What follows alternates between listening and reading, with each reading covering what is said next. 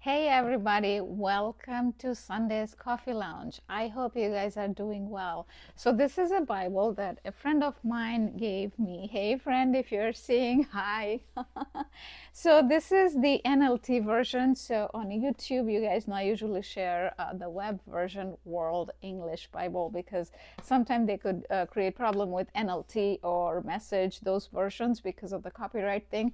But anyway, as I was thinking to make the video today, I was thinking to pick a verse, and generally what I do is I pick a verse and then I look at the web version and then I cover it here. But then a thought came to my mind, which I believe is like my boss. You guys know I say my boss is God, which I truly believe. If you think I'm crazy, that's okay, because I don't look for external validations.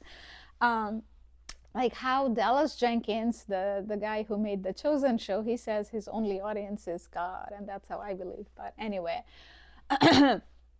so to be in this channel, you don't have to be Christian. You can be from any faith. The way I do it is because I became Christian only a year and a half ago. So my faith journey is something that I cannot even explain. A few years ago, if you told me I'll be Christian, I probably would not have believed you because I could not see it. I grew up Hindu all my life, and then I followed Buddhism for a few months very deeply because that's my style. I'm an intense person. Everything that I do, I go vertical instead of being horizontal, meaning I learn very deeply whatever I'm learning.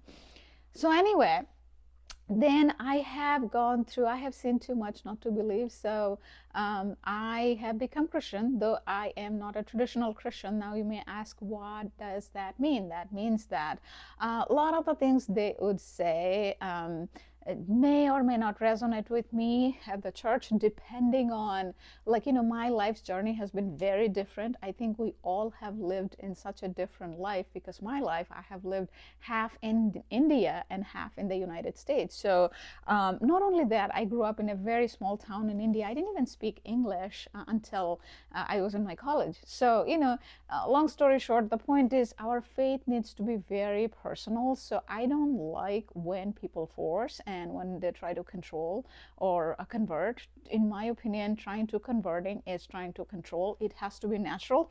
Anyway, so getting into today's, you guys know in this channel we talk about separation, divorce, and life after that. A lot of people eventually start dating because, life is not supposed to be meant to live alone. And if you are one of those people that you think that you want to live your life alone the rest of your life, especially right after a separation and divorce, it may feel like that.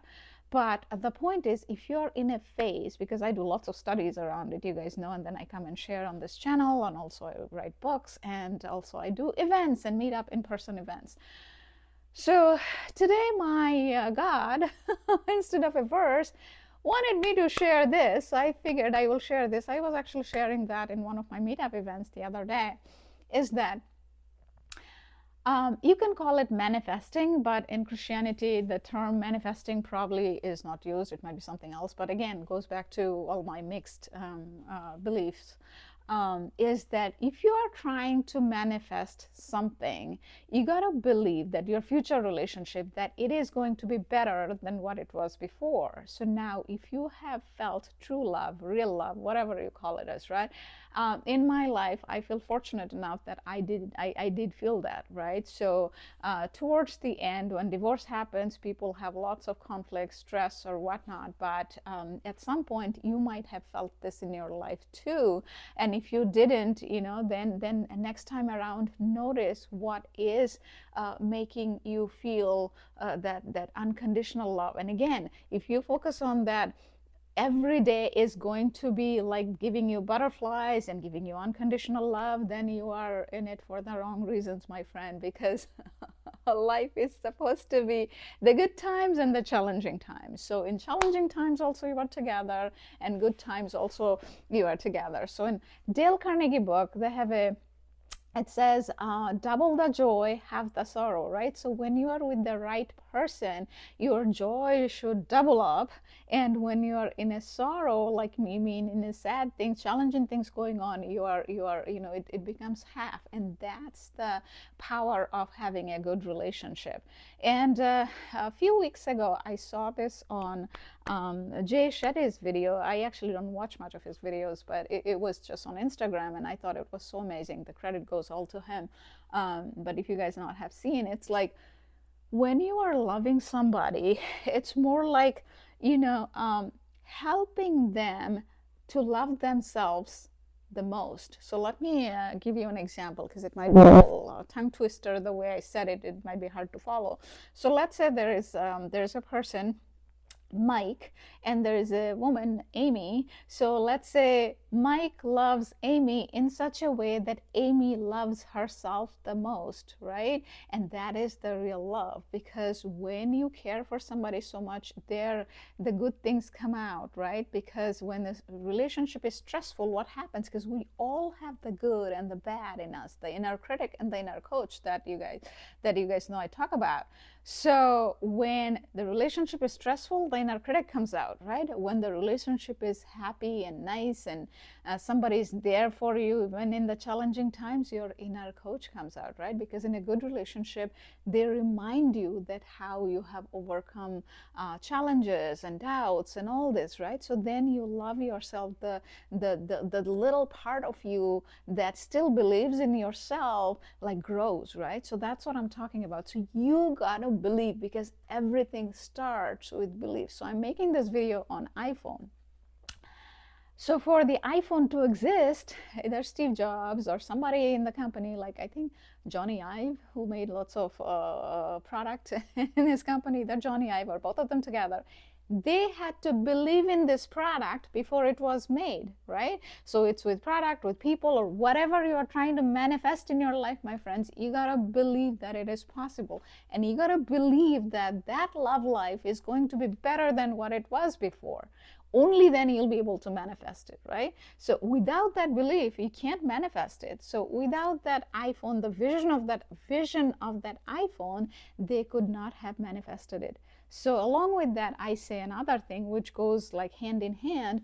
To manifest something that does not exist, that is out in the air, the thin air. So you are trying to manifest something out of the thin air. You have to believe in something that is in the thin air, meaning you can't see, right?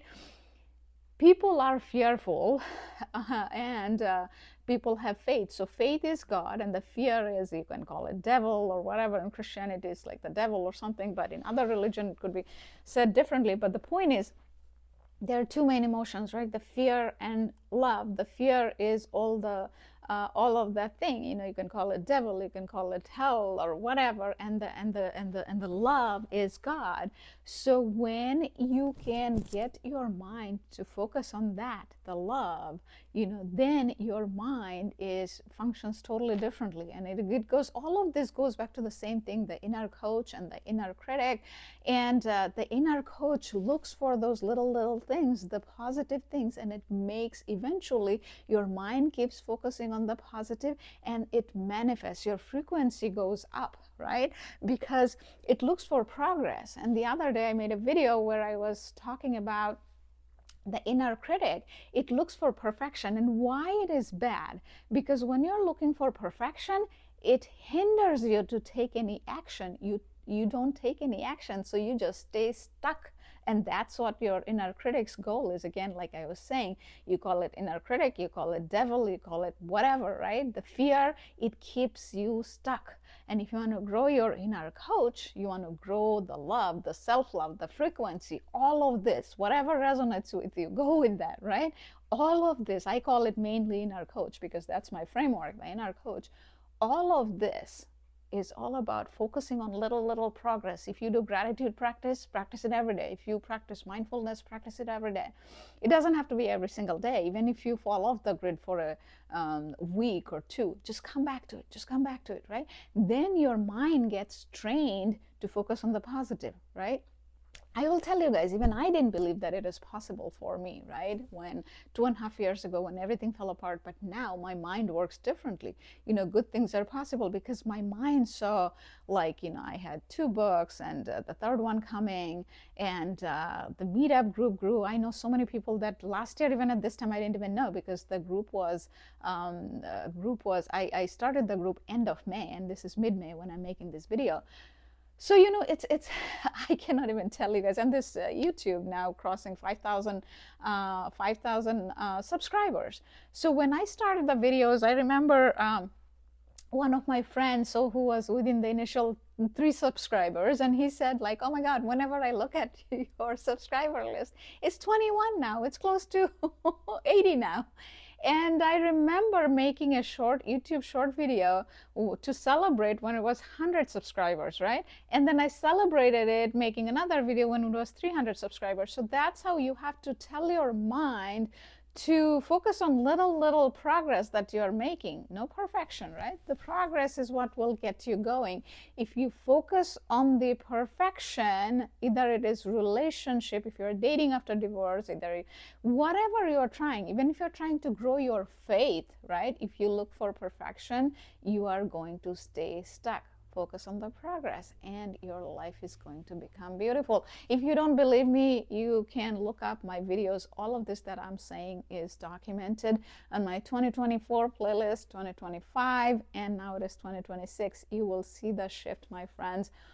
2024 and my videos, I don't even have a proper smile because my mind is in that zone, because I was going through right after separation, my job loss, and so much was going on behind the scenes. Some of it I share, and some of it I still didn't have the courage to share. So it was very challenging times, but it is through this video you will know what is possible. I'm a normal person, through doing all of this, I found peace, I found joy, I found self-love. And self-love is nothing other than being kind and compassionate towards yourself, where your inner coach is more with you than the inner critic. Okay, try that and let me know how it went. And if you find these videos helpful, please do share it with others. Okay, take care. Bye.